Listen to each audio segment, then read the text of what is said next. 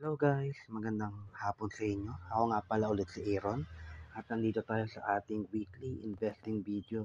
So guys, 2 linggo actually hindi ako nagawa nung nakaraang linggo. So yung para sa nakaraang linggo, gagawin na lang natin silang isahan, no. Pasensya na kasi nagkasakit ako, so hindi ako nagawa ng video, pero ito na, pagpapatuloy na natin. Pero before tayo mag-start, 'di ba, ang ginagamit nating strategy is yung dollar cost average. So, ang ginagawa natin, gumagawa tayo ng sample portfolio na kung susundin natin to, titignan natin kung kikita ba tayo. So, naglalagay tayo ng 5,000 pesos weekly sa ating stock market portfolio sa Pilipinas, no? So, gumagamit tayo, we will use fundamental analysis and DCA percentage model, no? Medyo mali yung spelling ko dito. Galang natin. Okay, so titingnan natin within 5 to 10 years, no, kung magiging profitable pa tayo. Okay, so punta na tayo sa portfolio natin. Okay, tingnan nyo to. So ito yung portfolio natin. Ilalapit ko lang guys. So sabi dito, 154,000 na tayo. So halos lagpas kalahating taon na tayo, no. Sa November, mag-iisang taon na yung portfolio natin. So kung makikita nyo dito, sabi dito, lugi tayo ng 6,480 pesos or 4% ng pera natin, no? Ang laki ng lugi natin kung tutuusin. Ito lahat yung mga portfolio natin. Ito yung mga stocks natin na napinili, okay? Ngayon, so ipakita sa inyo, ito yung mga biggest loser natin. Pasensya na, no? Hindi pa rin magawa yung PC ko eh. Litan ko lang yung video ko dito konti. Ayan. Kung makikita nyo, Union Bank, biggest loser natin, which was 25%. Pero sabi ko sa inyo, nakaraan, di ba nagbigay si Union Bank ng halos 20% ang na-receive ko noon eh. Malaki yung binaba ng presyo niya, pero nagbigay sila ng dividend, which is equivalent to 20% ng portfolio nyo. Okay? So, hindi ko lang siya nadagdag dito, pero dapat malaki yung inano natin, binaba niyan. Pangalawang malaking lugi talaga is JG Summit. Yan talagang matindi ang binaba. From ang sabi dito, lugi tayo ng 25%. Grabe, no? 25%. Pangatlo is Whole Home. Sa pinakamalaking lugi natin. Diba? Almost 14%. That's okay. Long term naman tayo. Long term active trading tayo. Biggest winner natin, hindi naman puro talo, di ba? Biggest winner kagaya ng Converge. Converge natin, no? 34%. RFM, 31%. Then Globe medyo umangat na rin, no? Which was 19%, kung makikita nyo, no? So, Monde rin, yan. Marami naman tayong winners, hindi naman puro talo, no? So, ayun nga, ayun yung mga, ito yung week recap ng portfolio natin, winners and losers, pero overall, lugi yung portfolio natin. Ngayon, punta muna tayo sa lang. Yan, ito yung PSI, di ba? Philippine Stock Exchange Index. Biniweigh nito or binavalue nito yung 30 na pinakamalaking company or mga blue chip company sa Pilipinas. Okay, ito yung 5-day chart niya. Gawin natin 3 months. Kung makikita nyo, within 3 months, malaki pa rin yung binaba natin, no? Galing tayo ng almost 7. Mataas na siya nung, kung 3 months, July ngayon, April, no? March, April yan. Tapos ngayon, nakita mo laki na binaba. Lalo no nakaraan, no? Di ako nag-online nito rin eh. Kasi nagkasakit ako, guys. So, umabot ng 6.1. 6 to 6.1 yan. Di ba? Grabe. Tapos ngayon nasa 6.3 siya, 358. Okay? So, mababa pa rin. Tandaan nyo, ang all-time high ng Philippine Stock Exchange is around 9,000. Okay, so malaki pa rin yung binaba ng stocks, no? So, sa Pilipinas to, hindi sa US kasi nasa all-time high, sila kabaliktaran. Kaya actually magandang bumili sa Pilipinas talaga ngayon. Okay? So, ayun, sabi ko nga sa inyo, mababa lahat. Hindi naman lahat, majority. Ngayon, ito yung sasabi ko sa inyo. Ang Pilipinas, hindi ganong tumataas baba ang presyo niyan. Pero, kaya dito, you have received your entitlements for the pure gold cash dividend. Ay, nakareceive tayo ng dividends. Ito yung sa sa totoong portfolio ko to, no? So, hindi gaano malaki yung puhunan ko. Pero, ayan, nakareceive tayo ng 324 pesos. So, kung iisipin mo yung 324 pesos, di ba? Pwede na, di ba? Kung minimum ang sahod mo, di ba? That is a half day mo na yun, di ba? Pwede pambili ng pagkain na. So, malaking bagay yon. So, nagbigay yung Pure Gold ng dividend, no? So, ayan, punta naman tayo sa news. Saglit lang, ingat ko lang to. Ayan. Sa news naman, ang sabi dito, BMI, pure BSP rate sa Bangko Sentral of the Pilipinas, rate cuts on tap in 2024. Di ba kasi nga, sabi ko sa inyo, yung Federal Reserve, parang minimimik lang natin sa Amerika. Okay?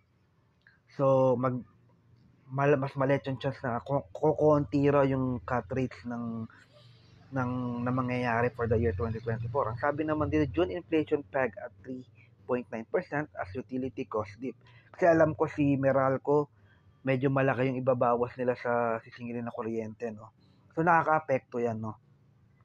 Pero actually, kung ang tatanungin nyo, napakamahal ng bilihin ngayon. So, yan nga, nakakalungkot. Pero, di ba, isipin mo ang sahod 600, pero 600 yung sahod isang araw. Pero, isipin mo kung may 3 o 4 kayo sa pamilya, paano kayo kakain ng masarap? Ang baboy, isang kilo is 400, di ba? 350 to 400, di ba? Pagkain pa, yung mga rekado pa, kahit yung gulay, sobrang mahal. So, nakakalungkot. Marami tayong agriculture, pero ang taas ng bilihin dito. Grabe. May iba tayo. Basta, ito, pwede nyo i-click yan, tapos basahin nyo na lang. Hindi na ako magpapalagal, guys, kasi syempre, alam ko busy rin kayo. Okay? Ayan, pwede nyo basahin yan. Ayan, 75 BP. Basis points cut rate ang tawag dyan. Okay?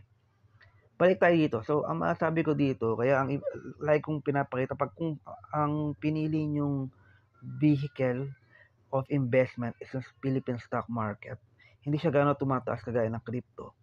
Pero, lagi sila nagbibigay madalas sila magbigay ng dividend, no? Okay?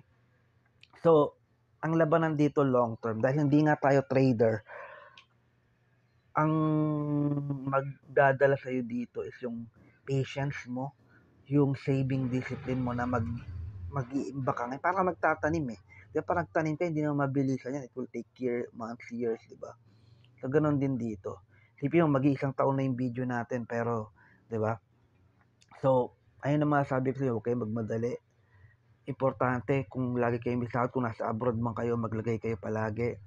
Kung sa Pilipinas man, tiyaga ka lang, lagay ka. Ito yung mga perang hindi mo gagamitin ng matagalan, no? So, kung yung anak mo, kunyari, high school na ngayon, after 2 years, gagamitin mo yung pera, wag mo siyang i-invest. Mas maganda liquid lang siya, time deposit lang siya, wag sa stock market, no? Sa stock market, 10 years, hindi pa tayo sigurado kung, di ba, kung ano magkaroon ng depression, tuloy-tuloy 20 years, di ba? Hindi mo makikita yung pera mo. But that's how it works, no? Okay, magmadali. So, ayun, ngayon, pupunta na tayo sa ating paglalagyan, no? Okay? Ngayon, ito yung 4 na paglalagyan ko. So, unang paglalagyan natin is Union Bank. So, di ba, 2 linggo kasi ito naipon, no? Dahil hindi ako nakagawa ng video nakaraang linggo. So, ito yung, dito ko ilalagay yung unang 2,500. Union Bank. Okay? Lagay ko siya dito, guys, para hindi tayo masyadong lagyan natin dito. So, UBP is 2.5. Okay? Union Bank, yung una natin nilagyan. Pangalawa is yung Globe. Maglagay tayo sa Globe. Globe Telecom. Then, yung Nickel or Nickel Asia Corp, no? Metals company to, no? Okay, isa rin to sa nakikita kong magandang bilhin. Magda-dollar cost average tayo dyan. Lastly is yung pinaka-biggest loser natin, GG Summit. So, naniniwala ako makakabawi yan. ito 2,500 kasi meron tayong 10,000. 5,000 per week, meron tayong 10,000 dahil 2 linggo to. Pang 2 linggo. So, hatiin ko siya sa 4, no? 2.5 Globe. 2.5 din. Oops, sorry. 2.5 and lastly, yung nickel, no? Yan. Ayan yung mga ticker symbol niya, guys. So, yan. Just a quick recap lang. Dahil nga 2 linggo tayong hindi na gumawa ng video, 10,000 allocation for this week. Sa loob ng 2 linggo. Union Bank 25, JGS or Jan Gokong Wei yan. JG Summit. Then Globe, GLO 2.5, Nickel 2.5 sa 10,000, no. So ulitin ko dito, financial advice, gawin niyo yung due diligence niyo. So hindi na ako nagdadagdag ng panibagong stock kasi mas okay na tong mga ton. Nagbibigay ng dividend tong mga stocks na to. Same time yung Jan Gokong Wei, nagbigay din sila ng nakaraan. Okay? Ako nga pala ulit si Aaron. Gawin niyo yung due diligence niyo, okay guys? Ang ano natin dito is patience. Matagalan, long term tayo dito guys sa ating Philippine stock portfolio. Kasi mapapansin nyo kung pinapanood yung mga ibang video, lagi sila nagbibigay ng dividend. Okay, so ngayon, di ba, sa totoong portfolio ko yun, Pure Gold nagbigay sila. Kasi majority naman ng kung ano yung binibili ko dito, yun din yung binibili ko sa portfolio ko, no? So, salamat sa panonood. Ako nga pala si Aaron and see you in the next video. Bye for now.